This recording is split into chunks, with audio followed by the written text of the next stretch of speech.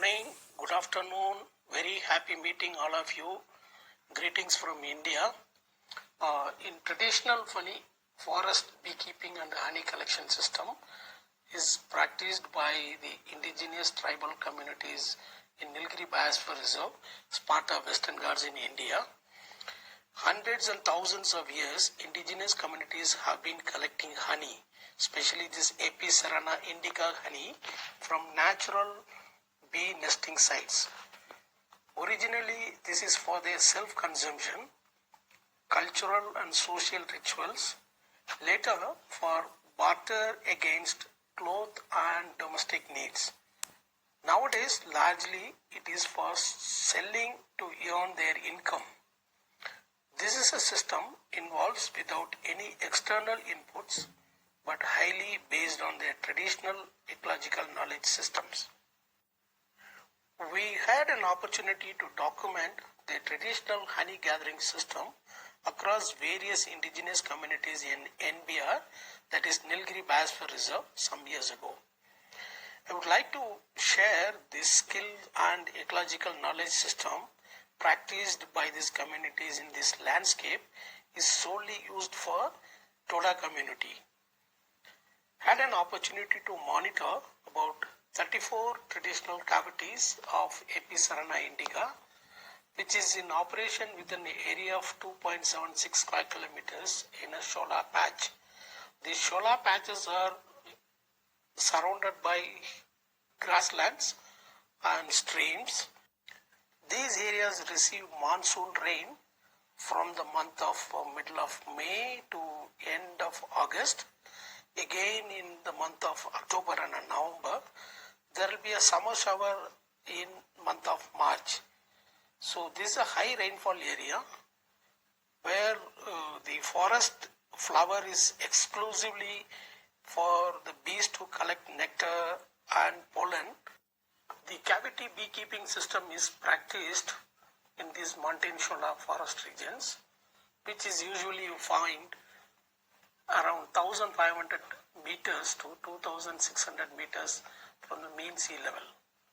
There are a number of tribal communities in this landscape where the Toda tribe call it is Peru, is their traditional name.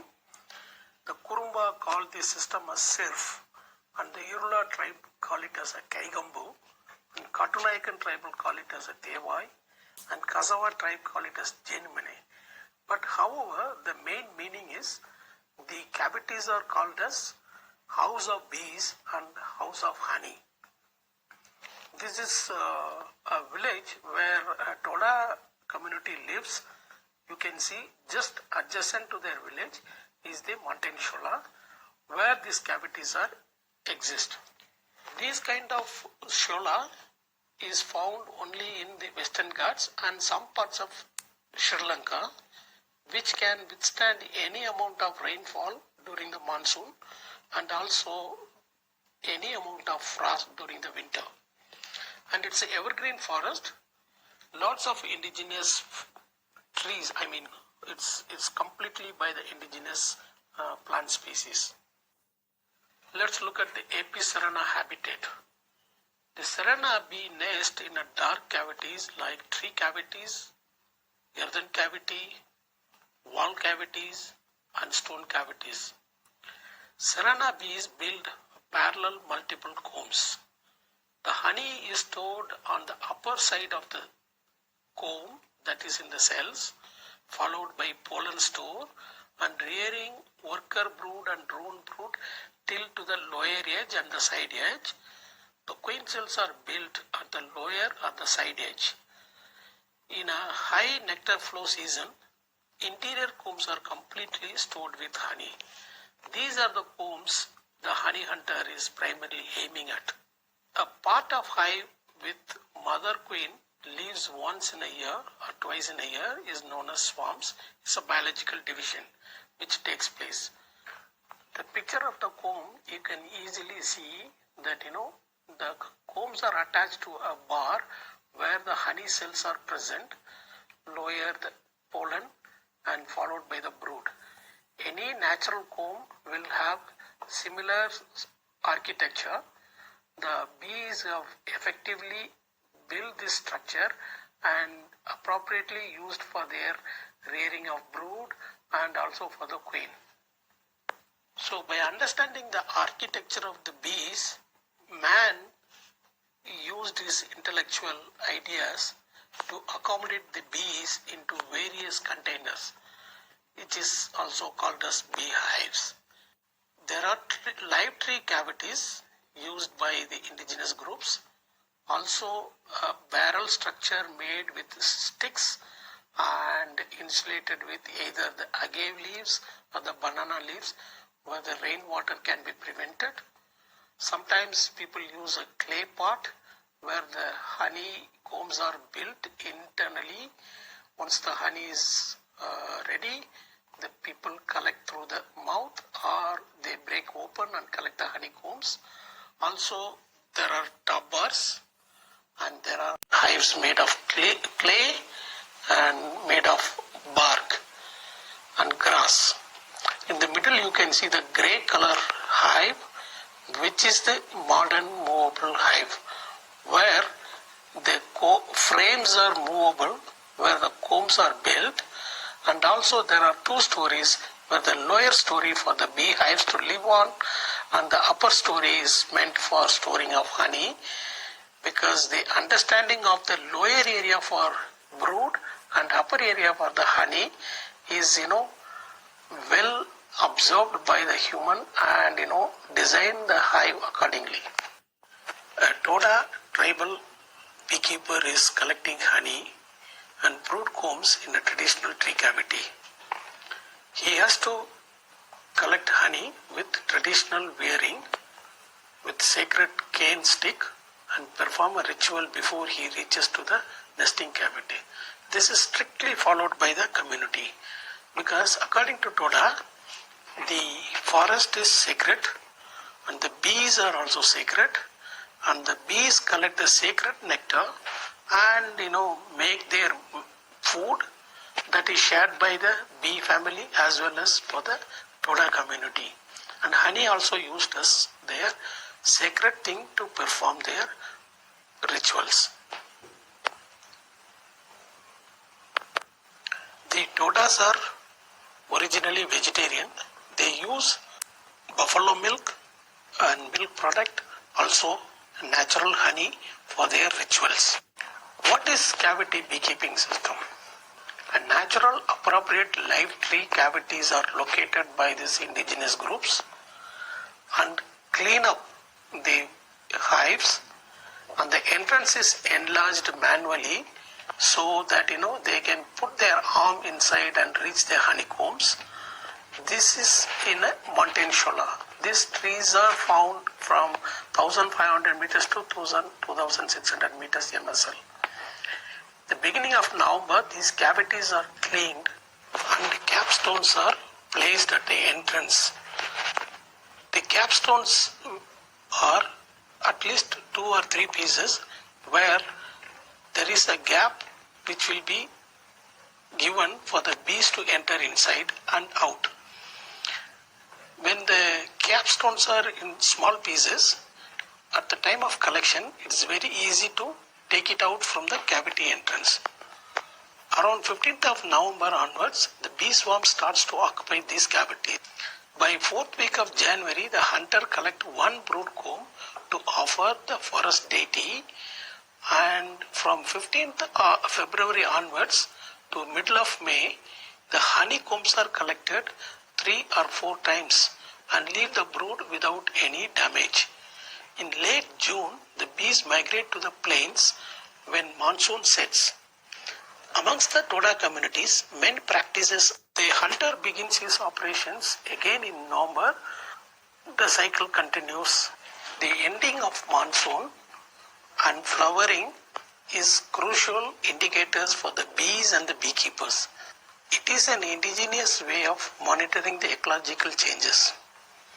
Similar practices is adopted in dry deciduous, moist deciduous, riverine and plain forest by other tribal communities in the month of January to June, because in lower elevation the monsoon is a bit late. But here in the lower elevation, Men along with women, sometimes women group alone engage in this cavity honey collecting practices. Without any external input, the Toda cleans up the cavity. Similarly, he keeps the capstone on the entrance of the cavity. Also, the Toda youth involved in this, he learned from his elders and practiced with his social norms. Again, in the plains, some communities collect all combs, including brood and the cavity, become empty. The bees will leave in a day or two. In some occasions, the entire cavity is destructed, which is an unpleasant way of collecting honey from these cavities. Some parts of this South and Southeast Asia, vertical log hives are commonly used, where the circular log hives are kept on vertical shape, where the bees start drawing combs from the top cover. Again, we can see planks are used to make a vertical beehive. The bees uses the top inside roof to draw combs, which will be used to store honey as well as pollen and brood. Here you see the right side picture shows the natural comb structure, where the upper area, where the whitish area is all capped honeycombs and followed by pollen and brood. This is a cavity which is constructed at the time of house building. In the wall itself, it is inserted and the entrance to the hive is from the outside the hives, and honey collecting door is located from inside the house. This is traditionally practiced in the Himalayan and Hindu Kush Himalayan region, where the temperature goes really low during the winter. And on the left hand side, you see again when plank vertical hives are used, the bees draw the comb from the inner lid all the way down to the bottom of the hive. Here the parallel combs are drawn and with a gradual interspace. Here the honey combs are completely cut and squeezed out, or use a box press to drain honey. After pressing or squeezing the comb, which cannot be recycled again for beekeeping. So damage to the comb is inevitable in this kind of fixed combs. These are all the limitations in this traditional fixed comb hives. At the time of collecting honey, you can see with these pictures, a lot of bee combs are destructed, and bees also get lost during the honey collection, and young brood get damaged. So to avoid this, maybe a top bar can be placed inside the hive, and there can be a gap between a top bar as well as the roof of the hive, where a piece of comb is cut and tied over the top bars, where the bees understand to make a comb which will be grown upwards. Vertical combs, you find it inside. This is very important for the bees to understand the structure and make the honeycombs. When we look at the challenges and the productivity, bees have to spend energy to rebuild combs whenever it is removed by the beekeeper or the hunter. Means involves labor, need of wax to secrete at the age group, consuming of honey to secrete the wax to rebuild the comb is a challenge for the bees. The honey productivity is reduced due to new comb building process. In some region, honey part is cut and lower brood combs are raised and tied up in the frames, where the cell size becomes less to store honey. Usually the brood cells are slightly smaller than the honey cells. These cells are meant for rearing the brood.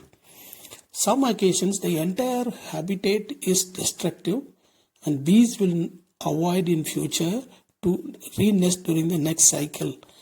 Training may be conducted to use top bars and allow bees to build combs upwards with a strip of combs over the top bar, where 100% honey will be stored in such combs and it can be collected from a vertical log hive or vertical plank hives.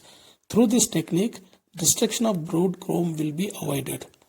The final challenge is loss of habitat due to deforestation, and habitats are reduced. Thank you very much for listening.